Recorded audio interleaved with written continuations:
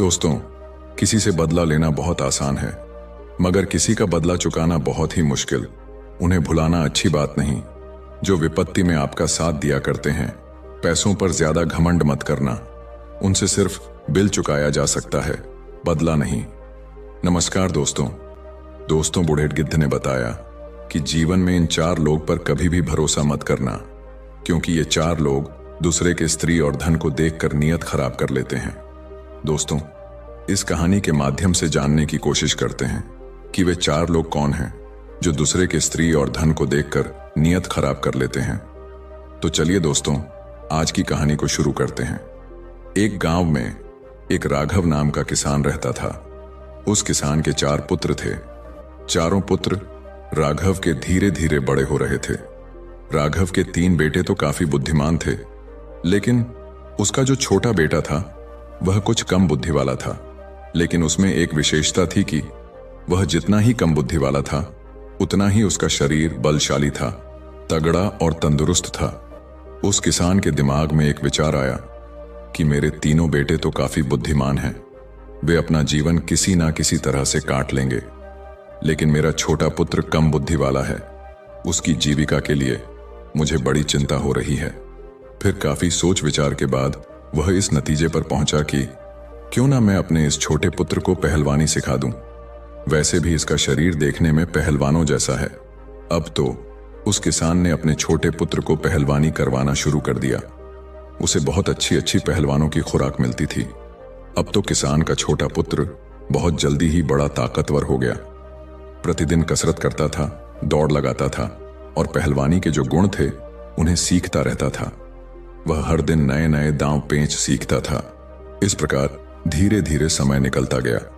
किसान राघव ने अपने बड़े तीनों पुत्रों का विवाह कर दिया। जब किसान के पुत्रों का विवाह हो गया तो 3 पुत्रों की जो स्त्रियां थीं वह भी किसान के छोटे बेटे से दिन रात जलने लगीं। मन में सोचने लगी कि यह छोटा वाला देवर कुछ काम धाम तो करता नहीं है, पूरे दिन पहलवानी करता है और अच्छी चीजें खाता रहता है, और हम और हमारे पति तीनों काम धंधे में लगे रहते हैं और यह बैठे बैठे मौज उड़ाता है। यही सोचकर राघव की तीनों बहुओं ने अलग होने के लिए विवाद खड़ा कर दिया। जब अलग होने की जिद करने लगी तो किसान ने मन में सोचा कि अब मुझे अपने छोटे पुत्र का भी विवाह कर देना चाहिए। यही सोचकर उस किसान ने एक बड़ी सुंदर और विद्वान कन्या की तलाश की और उस कन्या के साथ अपने छोटे पुत्र का विवाह संपन्न करा दिया। उस पहलवान की पत्नी इतनी सुंदर थी कि उस पूरे क्षेत्र में कोई भी स्त्री उसके समान सुंदर नहीं थी, और सुंदर होने के साथ साथ वह बड़ी विद्वान थी। उसे 14 विद्याओं का ज्ञान था। अब विवाह होने के बाद चारों पुत्रों को किसान ने अलग अलग कर दिया ताकि घर में किसी बात को लेकर विवाद ना हो। जब चारों बेटे अलग अलग हो गए तो किसान के 3 बड़े बेटे काफी बुद्धिमान थे, इसीलिए वे तीनों अच्छी तरह से कमाने खाने लगे। वे हर काम जानते थे, खेती में भी खूब मेहनत करते थे, इसीलिए उनका समय बहुत अच्छे से चल रहा था। परंतु जो पहलवान था उसका तो वही काम था, अच्छा खाना और प्रतिदिन पहलवानी करना। अब तो बहुत जल्दी ही उसके ऊपर कंगाली आने लगी। उसकी पत्नी उससे दिन रात लड़ने लगी और कहती थी कि तुम कोई काम नहीं करते हो, दिन भर खाली पड़े रहते हो, खाने को अच्छा चाहिए, इस तरह से हमारा गुजारा कैसे होगा। अब तो दोनों पति पत्नी में विवाद होने लगा। उसकी पत्नी जो थी वह काफी बुद्धिमान थी। एक दिन वह अपने पति से बोली कि तुम ऐसा करो, इस देश के राजा के पास जाओ और राजा से कहना कि मुझे नौकरी दे दो। तो पहलवान कहने लगा कि यह तुम क्या कह रही हो, मैं तो कोई काम ही नहीं जानता हूं, केवल कुश्ती लड़ सकता हूं और भोजन कर सकता हूं, और कोई काम तो मुझे कुछ आता ही नहीं है। तो राजा के यहाँ मुझे नौकरी कैसे मिल जाएगी, और मिल भी जाएगी तो मैं वहां क्या काम करूंगा। तब वह पत्नी कहने लगी कि तुम इस बात की चिंता मत करो कि मैं कुछ नहीं जानता, मैं जो कहती हूं वह तुम करो। मेरे कहने से तुम महाराज के पास जाओ और महाराज से कहना कि मुझे लखटकिया की नौकरी चाहिए। पहलवान अपनी पत्नी की बात सुनकर उदास मन से राजा के दरबार को चल देता है। जब राजा के दरबार में पहुंचा तो महाराज ने देखा कि बड़ा बलवान पहलवानों जैसा शरीर वाला एक आदमी मेरे दरबार में आया है। राजा समझ गए कि शायद यह व्यक्ति नौकरी की तलाश में आया होगा। महाराज ने उससे पूछा, आप किस लिए आए हैं? तो वह कहने लगा, महाराज, मुझे नौकरी चाहिए। राजा ने पूछा, अच्छा ठीक है, आप हमें बताओ कि आप करोगे क्या, आप क्या कर सकते हो? तब वह पहलवान कहता है, महाराज, जो काम आपसे नहीं होगा, जो काम आपकी सेना से नहीं होगा, किसी मंत्री से नहीं होगा, वह काम मैं करूंगा, परंतु इसके बदले में मैं आपसे 1,00,000 रोज का वेतन लूंगा। राजा कहने लगा, तो अच्छा, लखटकियां की नौकरी करोगे? वह पहलवान कहने लगा, जी महाराज। राजा ने अपने मंत्रियों से विचार विमर्श किया और कहा, देखो तो जरा, क्या हमसे पहले कभी किसी राजा ने किसी लखटकिया को नौकरी पर रखा है या नहीं? अब तो राजा के मंत्री ने जब पुराने दस्तावेजों में देखा तो उन्हें पता चला कि महाराज के पिता ने ही एक लखटकिया को रखा था। मंत्री कहने लगा, महाराज, आपके पिता ने भी एक लखटकिया को नौकरी पर रखा था। अपने मंत्री की बात सुनकर राजा ने कहा, तो ठीक है, हम भी अपने यहां एक लखटकिया को रखते हैं। यही सोचकर राजा ने उस पहलवान को लखटकिया के रूप में अपने यहां नौकरी दे दी। लखटकिया कहने लगा, तो ठीक है महाराज, आप मुझे रहने के लिए कोई अच्छा सा कमरा दे दीजिए। जब भी कोई ऐसा काम पड़ेगा जो आपसे ना हो, आपकी सेना से ना हो, आपके किसी मंत्री से ना हो, तो आप खबर भेजकर मुझे बुलवा लेना। राजा ने उस पहलवान को अपने यहां जो शाही बाग था उसमें रहने को कह दिया। उस शाही बाग में एक बहुत सुंदर महल बना हुआ था। राजा ने कहा, हे लखटकिया, तुम इस महल में आराम से रह सकते हो। जब मुझे आवश्यकता पड़ेगी तो मैं आपको बता दूंगा। उसी दिन से वह पहलवान 1,00,000 वेतन रोज पाने लगा। रहने के लिए उसे राजा की तरफ से एक महल भी मिल गया। अब तो वह पहलवान बड़े ही आराम से उस राजसी महल में रहने लगा। प्रतिदिन पहलवानी करता था, बगीचे में घूमता था और आराम से सो जाता था। धीरे धीरे यूं ही कुछ वक्त बीत जाता है। एक दिन राजा और उसके मंत्री पहलवान से कहने लगे, आज तुम हमें अपने घर लेकर चलो, हम देखना चाहते हैं कि तेरा घर कैसा है। अब तो वह पहलवान महाराज के आदेश को टाल ना सका। वह मंत्री और राजा को लेकर अपने गांव के लिए चल देता है। पहलवान राजा और मंत्री को अपने घर बुला लाता है। पहलवान की पत्नी बड़ी सुंदर थी और बड़ा ही स्वादिष्ट भोजन बनाती थी।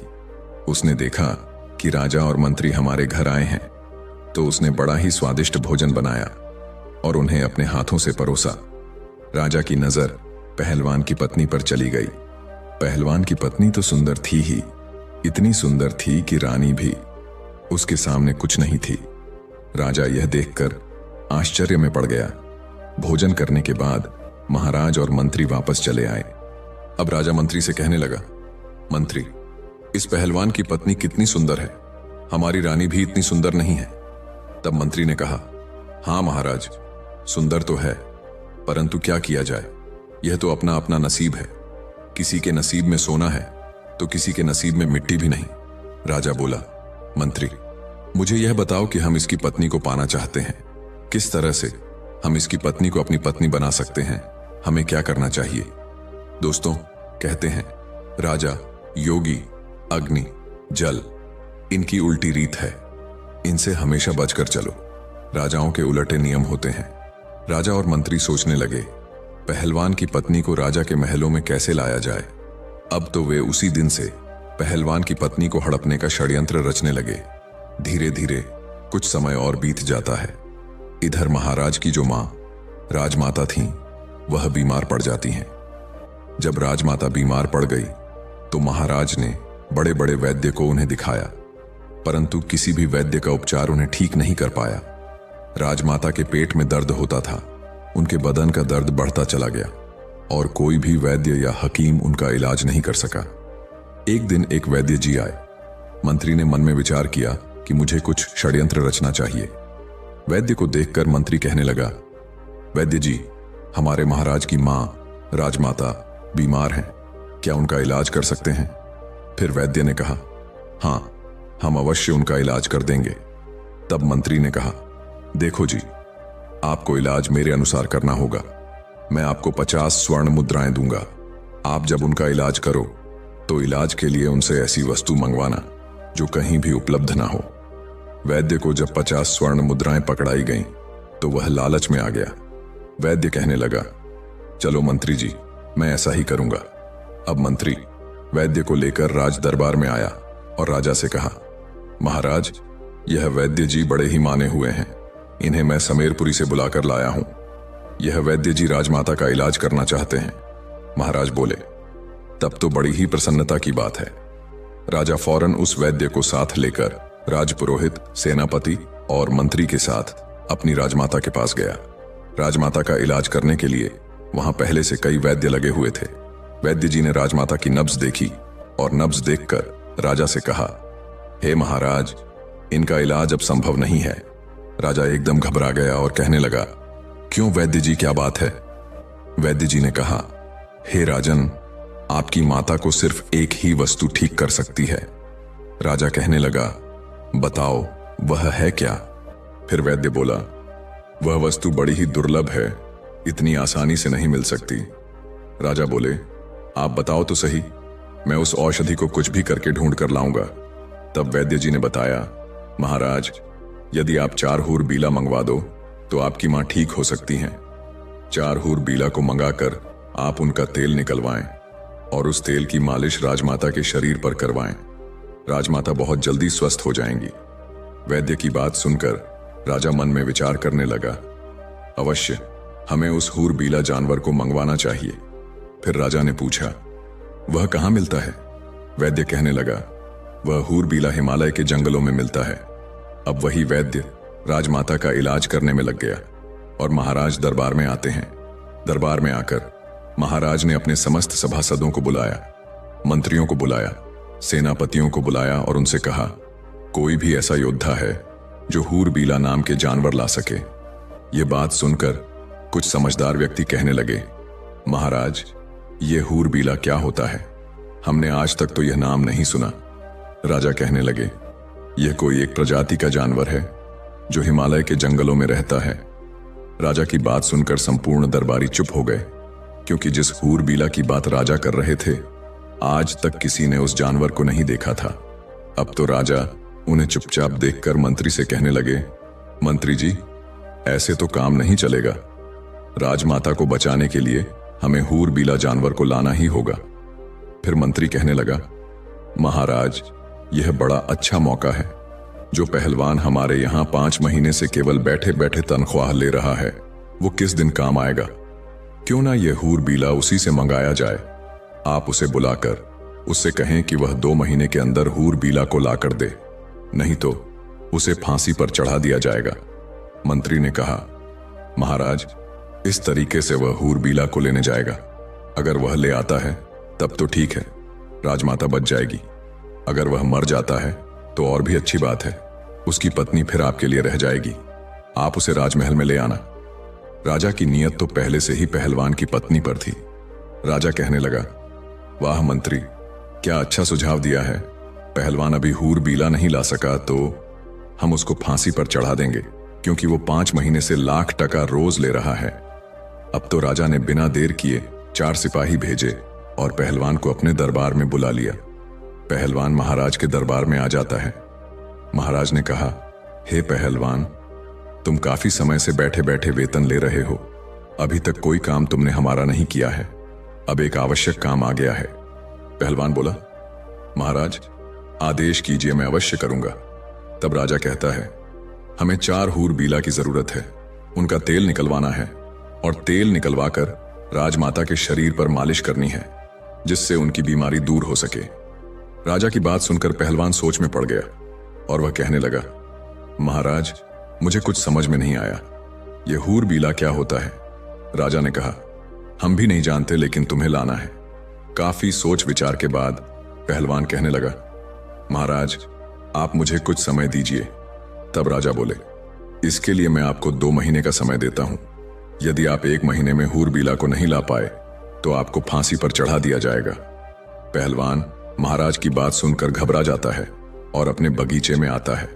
मंद बुद्धि का तो वह था ही, मन में विचार करने लगा कि चलो देख लूंगा, अगर कहीं मिलेगा तो हमारे पास 2 महीने का समय है। इस प्रकार 4 दिन का समय तो वह वहीं पर निकाल देता है। अब इधर राजा, मंत्री और सेनापति मन में विचार करने लगे कि लगता है वह अभी तक हूरबिला को लेने नहीं गया है। 4 दिन से आराम से बाग में सो रहा है। आप उसके पास जाइए और उससे कहिए कि वह जल्दी से जल्दी हूरबिला को लेकर आए, वरना हम उसे फांसी पर चढ़ा देंगे। यह बात सुनकर राजा कहने लगे, ठीक है, मैं जाता हूं और देखता हूं कि वह अभी तक क्यों नहीं गया है। ऐसा विचार करके राजा उस पहलवान के घर पर जाते हैं। पहलवान ने यह बात अपनी पत्नी को कभी नहीं बताई थी। पहलवान की पत्नी बड़ी विद्वान थी। उसने अपने आंगन में 100 हाथ गहरा कुआं खुदवा रखा था और कुएं के ऊपर एक खाट बिछा रखी थी। उस खाट को उसने कच्चे सूत से बनवाया था और उसके ऊपर एक बहुत सुंदर मखमली बिस्तर लगा दिया था। ने दरवाजा खटखटाया और आवाज लगाई तो पहलवान की पत्नी ने आकर दरवाजा खोला। द्वार पर राजा को देखकर वह कहने लगी, महाराज आप। पहलवान की पत्नी ने राजा का बड़ा स्वागत किया और कहने लगी, महाराज आप यहीं बाहर विराजें, मैं आपके लिए भोजन लेकर आती हूं। मेरे पति इस समय घर पर नहीं है। राजा कहने लगा, अरे नहीं नहीं, मैं बाहर क्या करूंगा, मैं तो आपके साथ अंदर चलता हूं। अब तो राजा पहलवान के बारे में उसकी पत्नी से गलत बातें करने लगा। वह कहने लगा, हे सुंदरी, लगता है पहलवान आपको अच्छे से नहीं रखता है। अरे वह आपको क्या अच्छे से रखेगा, वह तो खुद दूसरे की नौकरी करता है। अगर तुम हमारे महलों की रानी होती तो जिंदगी कितनी खूबसूरत होती। राजा के मुख से जब इस तरह की मीठी मीठी बातें पहलवान की पत्नी ने सुनी तो वह समझ गई कि लगता है राजा की नीयत खराब है, इसलिए अब इनको सबक सिखाना चाहिए। पहलवान की पत्नी ने राजा से कहा, आओ महाराज, अंदर आइए। आप ठीक कह रहे हैं, पहलवान किसी भी तरह से मेरे योग्य नहीं है। अब मैं ही उसको छोड़ दूंगी और आज से मैं तुम्हारे साथ रहूंगी।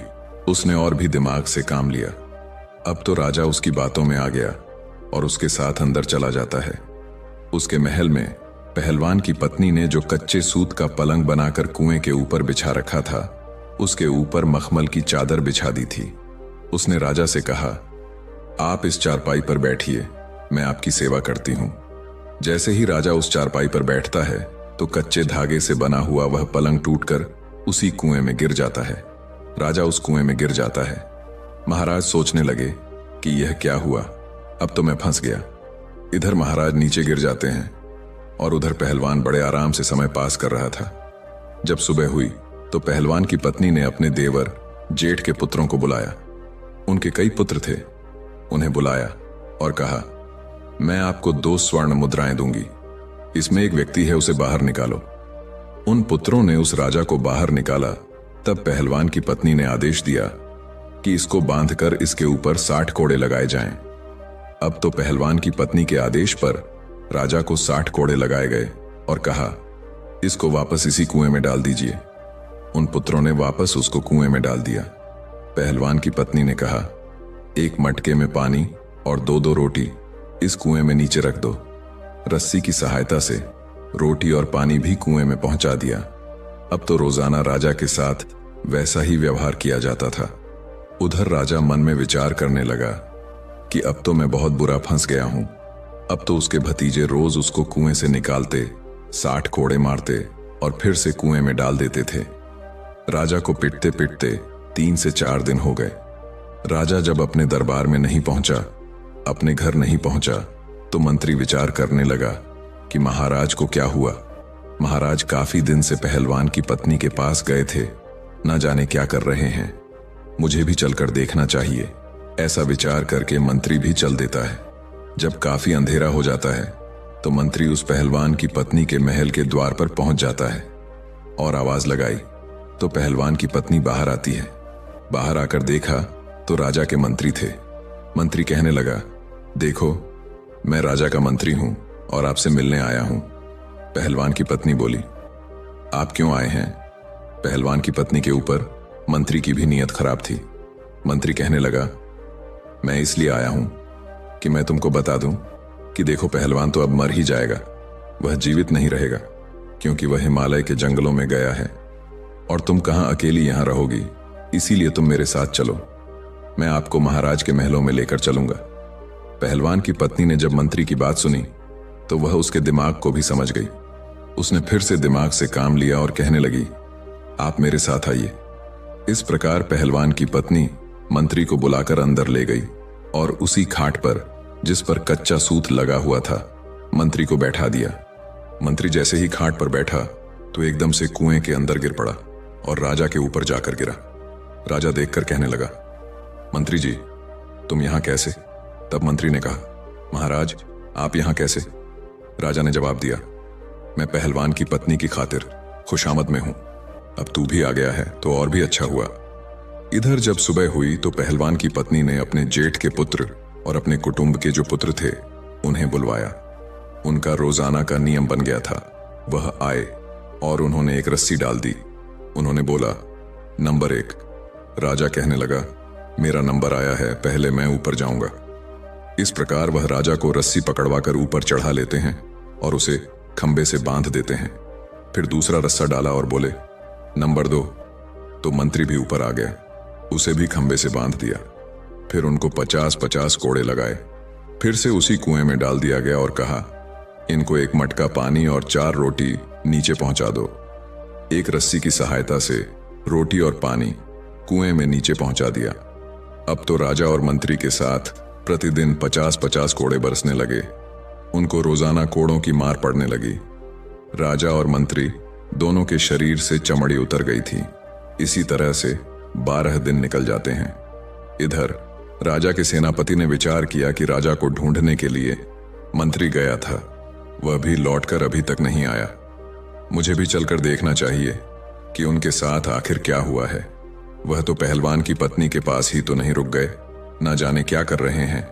यह विचार करके सेनापति भी चल देता है। सेनापति जब शाम होने पर पहलवान के घर जाता है। इधर पहलवान की पत्नी ने आकर दरवाजा खोला। बाहर देखा तो सेनापति खड़ा था। तब पूछने लगी, आप कौन हैं? तो सेनापति कहने लगा, हम महाराज के सेनापति हैं और तुम्हारे पास आज की रात्रि बिताना चाहते हैं। क्योंकि पहलवान की पत्नी बहुत सुंदर थी, जो एक बार उसे देख लेता था तो उस पर मोहित हो जाता था। सेनापति भी पहलवान की पत्नी पर मोहित हो गया। सेनापति की मंशा को वह अच्छी तरह समझ गई कि यह षड्यंत्रकारी है और मेरे पास आया है। पहलवान की पत्नी कहने लगी, हाँ आइए ना, आपका भी मेरे घर में स्वागत है। सेनापति भी उसकी बातों में फंस गया। सेनापति ने सोचा, अब तो यह मेरी पत्नी होकर रहेगी। लेकिन पहलवान की पत्नी बड़ी विद्वान थी। उसने सेनापति को भी उसी खाट पर बैठने को कहा और जैसे ही वह कच्चे सूत की खाट पर बैठा तो वह भी नीचे कुएं में गिर गया। उसमें राजा और मंत्री तो पहले से ही पड़े हुए थे। जब राजा ने और मंत्री ने सेनापति को देखा तो कहने लगे, सेनापति तुम? सेनापति बोला, जी महाराज, अरे आप भी इसी में हैं, मैं आपको ही तो ढूंढने आया था। राजा बोला, तुमने ढूंढ लिया हमें, अब सुबह देखना क्या होता है। सेनापति बोला, क्या होगा? तब मंत्री बोले, सुबह देखना, अभी चुपचाप सो जाओ। जब सुबह हुई तो पहलवान की पत्नी ने अपने देवर जेठ पुत्रों को बुलाया। वह सब लोग आए और उन्होंने आकर रस्सा नंबर 1 डाल दिया। उसे पकड़कर राजा ऊपर आ गया। राजा को रोज की तरह खंभे से बांध दिया। फिर दूसरा रस्सा डाला। मंत्री भी उसे पकड़कर ऊपर आ गया। इसी तरह से तीसरा रस्सा भी डालकर सेनापति को भी ऊपर निकाल दिया। इस प्रकार से पहलवान की पत्नी ने आदेश दिया कि कैदी नंबर 1 को 200 कोड़े लगाए जाएं, कैदी नंबर 2 को 300 कोड़े मारे जाएं और कैदी नंबर 3 को 400 कोड़े मारे जाएं। पहलवान की पत्नी की बात सुनकर उन सभी पुत्रों ने कोड़े मारने शुरू कर दिए। कोड़ों की मार पड़ने से उनकी चमड़ी निकल आई। कोड़े मारने के बाद रस्सियों के सहारे उन्हें उसी कुएं में फिर लटका दिया। उसके बाद उन्हें पीने के लिए मटके का पानी और 6 रोटी उसमें डाल दी। धीरे धीरे समय निकलता गया। राजा, मंत्री और सेनापति तीनों को प्रतिदिन मार पड़ती थी। उनकी पीठ पर रोज कोड़े बरसते थे। अब तो वह बड़े परेशान होने लगे। कहां वह पहलवान की पत्नी को लेने आए थे और कहां उल्टे उनकी ही जान के लाले पड़ गए। अब एक दिन कोतवाल, जो राजा के कोतवाल थे, उन्होंने मन में विचार किया कि चलिए मैं भी चलकर देखता हूं कि महाराज और मंत्री और सेनापति जी अभी तक क्यों नहीं आए। जो भी पहलवान की पत्नी के पास जाता है वह लौटकर क्यों नहीं आता है। ना जाने क्या कर रहे हैं वे लोग, मैं चलकर देखता हूं। यह विचार करके कोतवाल भी चल देता है। वह घोड़े पर बैठा और चल दिया। कोतवाल ने मन में विचार किया कि मैं चलकर देखता हूं कि महाराज, सेनापति और मंत्री तीनों पहलवान की पत्नी के पास रुककर क्या कर रहे हैं। ऐसा क्या है वहां। ऐसा विचार करके कोतवाल अंधेरे में पहलवान के घर जाते हैं और उसने दरवाजा खटखटाया। आवाज लगाई तो पहलवान की पत्नी समझ गई, लगता है कोई राजा के यहां से आया है। उसने दरवाजा खोला तो देखा द्वार पर कोतवाल खड़ा है। यह देखकर पहलवान की पत्नी कहने लगी, तुम कौन हो। उसने बताया, हम कोतवाल हैं, राजा के यहां से आए हैं। कोतवाल ने जब पहलवान की पत्नी को देखा तो वह भी उसकी सुंदरता पर लट्टू हो गया और वह भी उसी के घर रात में रुकना चाहता था। पहलवान की पत्नी बोली, आपका स्वागत है। उसी रात कोतवाल को भी ले जाकर उसी कच्चे सूत के पलंग पर बैठा दिया और जैसे ही कोतवाल चारपाई पर बैठा एकदम से नीचे कुएं में गिर गया। राजा, मंत्री और सेनापति पहले से ही उस कुएं में नीचे थे। यह देखकर राजा कहने लगा, कोतवाल जी, आप भी यहां आ गए। कोतवाल ने पूछा, राजा साहब, आप यहां क्या कर रहे हैं। तब राजा ने कहा, सुबह देखना यहां क्या होता है। कोतवाल कहने लगा, महाराज क्या होगा। राजा ने कहा, सुबह देखना, अब आप आराम से रात में विश्राम करें। इधर सुबह हुई तो पत्नी ने अपने देवर और जेठ के पुत्रों को बुलाया और 4 रस्सी उस कुएं में डलवाई। एक एक करके राजा, सेनापति और मंत्री सभी को बाहर निकाला। फिर सभी को 50-50 कोड़े मारे गए। इसके बाद चारों को फिर नीचे उतार दिया और उन्हें 1 मटका पानी और 8 रोटियां खाने के लिए डाल दी। अब तो पहलवान की पत्नी का नियम बन गया कि अपने देवर और जेठ के पुत्रों को बुलाती, उन्हें बाहर निकालवाती और फिर 50-50 कोड़े लगवाती। उसी कुएं में फिर से उन्हें नीचे डाल देती। अब तो वे चारों उस कुएं में पड़े पड़े बीमार पड़ने लगे। अब तो राजा मन में विचार करने लगा कि यहां से कैसे छूटा जाए।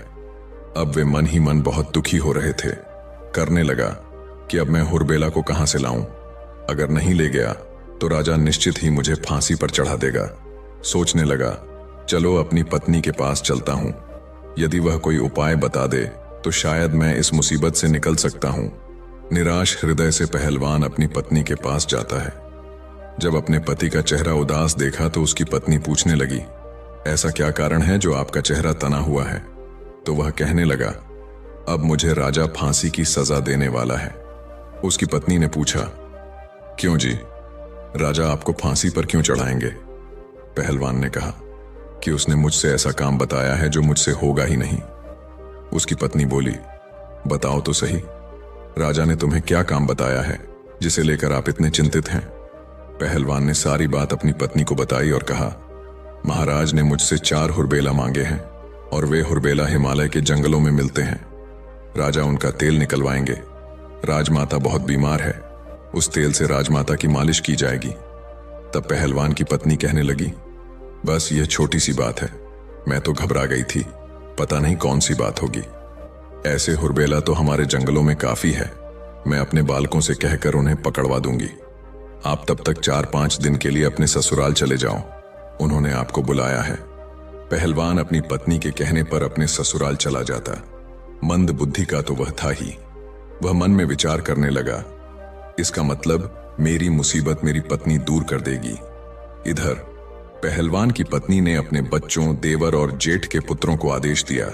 उन्होंने कहा, आप कुछ पंखों की व्यवस्था करो, चिड़िया, कबूतर, मोर और समस्त पक्षियों के पंख, ज्यादा से ज्यादा पंख लेकर आओ और एक कमरे में उन पंखों को भर दो। उसके देवर, जेठ के पुत्र छोटे छोटे बालक ही थे। उन्होंने 2 दिन में ही वह कमरा पंखों से भर दिया। जब तीसरा दिन हुआ तो पहलवान की पत्नी ने अपने देवर और जेठ के पुत्रों को बुलाया और उनसे कहा, आप 2 कुंटल तारकोल की व्यवस्था करो। इस प्रकार से तारकोल की व्यवस्था की गई। फिर उसके बाद उसे गर्म किया गया। जब वह पतला हो गया तो उसे ठंडा करने रख दिया। ठंडा हो जाने पर उसे एक बड़ी कड़ाही में भरकर रख दिया। जब तारकोल ठंडा हो गया तो उसे एक बड़ी कड़ाही में भरकर रखा गया।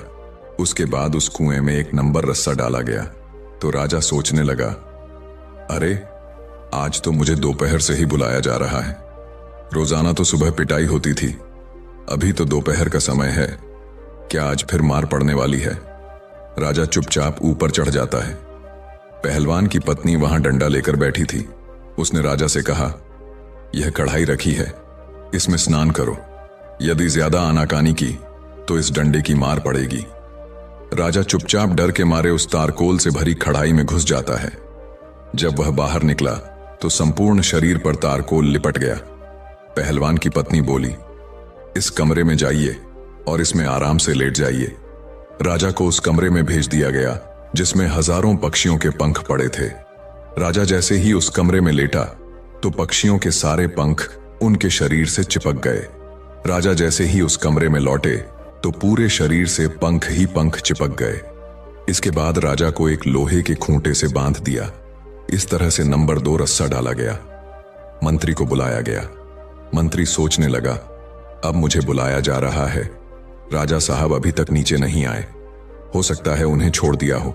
लगता है आज हम सबको रिहा किया जा रहा है।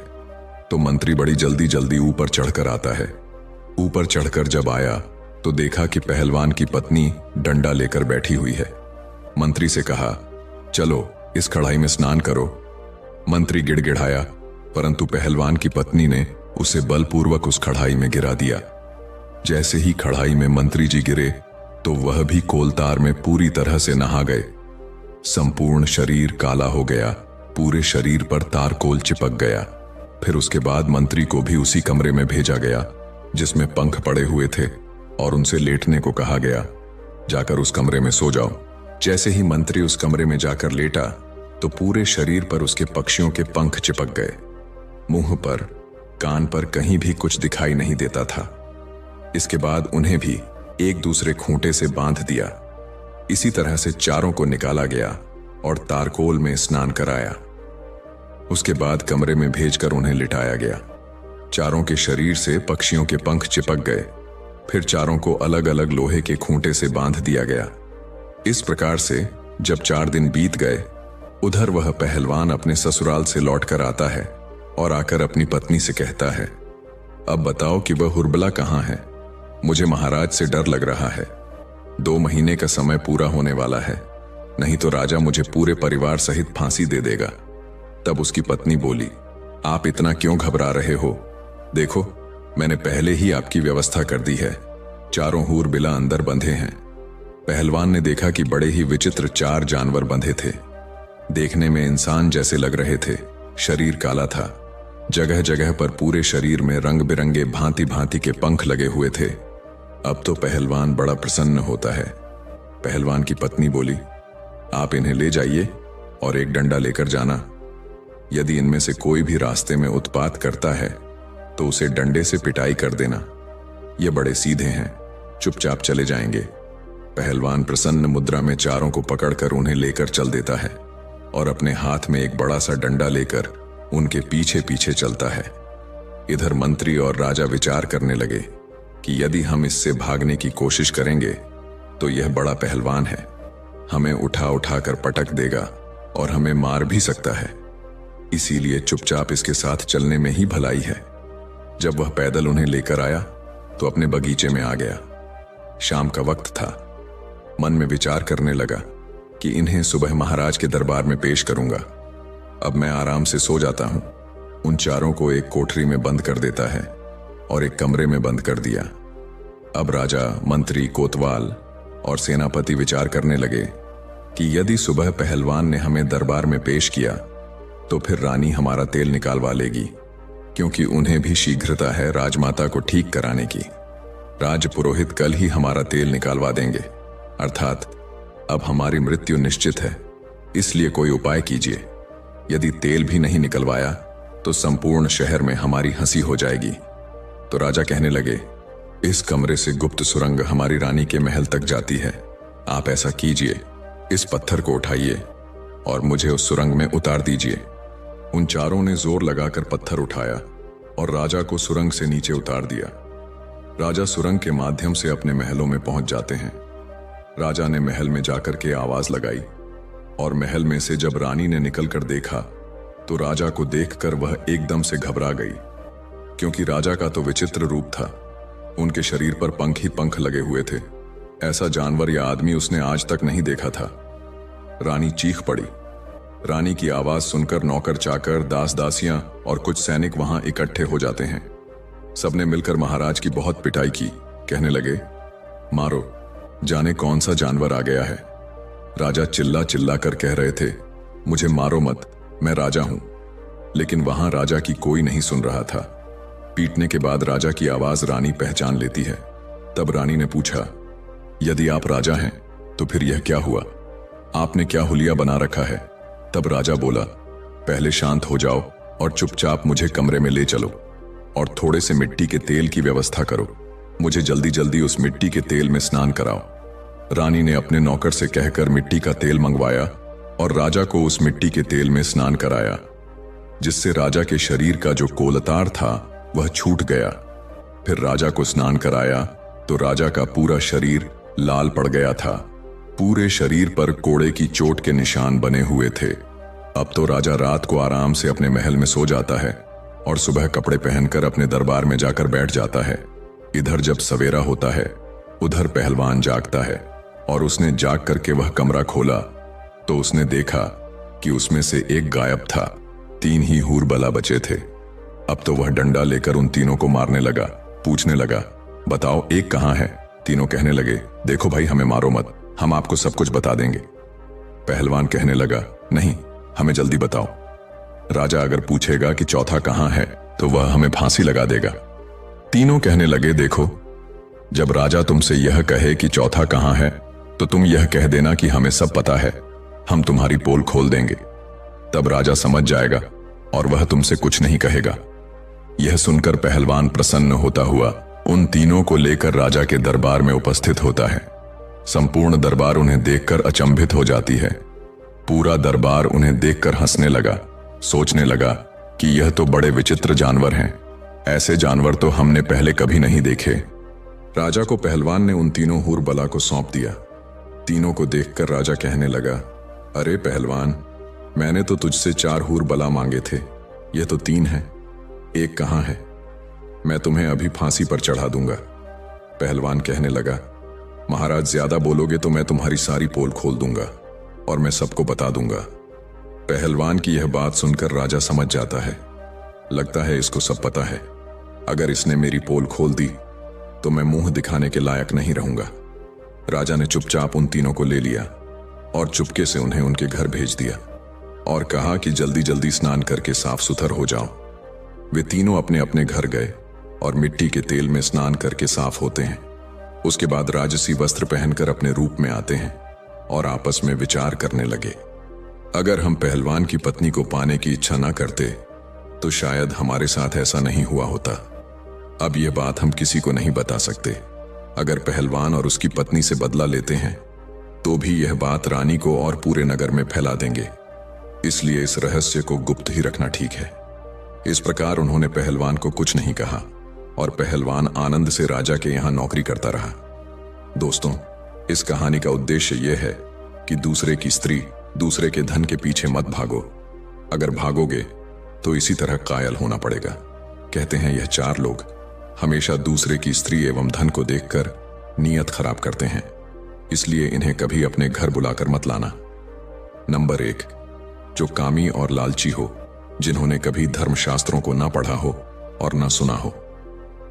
नंबर 2, जिन्होंने कभी किसी को अपना आदर्श नहीं माना। नंबर 3, जो धर्म से अज्ञानी है। नंबर 4, जिनका मन चंचल है, जिन्हें ईश्वर का भय नहीं होता।